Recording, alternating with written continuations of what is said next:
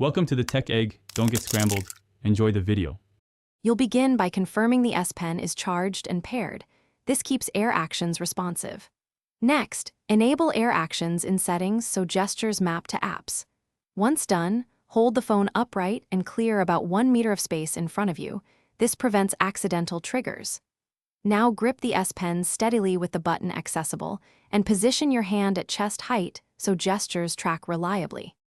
You'll practice the core gestures. Press the S Pen button and flick left or right to navigate. That's faster than tapping. Once comfortable, use vertical waves to control volume or scroll. Move your wrist smoothly so the phone detects motion. For precise actions, press and hold the button while drawing an arc or rotating your wrist.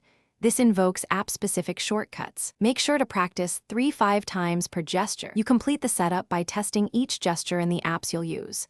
If gestures drift or fail, repair the S Pen and reboot the phone. This often re-establishes accurate tracking.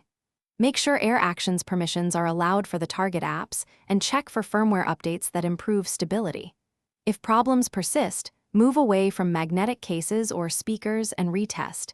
Interference can disrupt motion detection. Finally, practice quick sequences to build speed and confidence.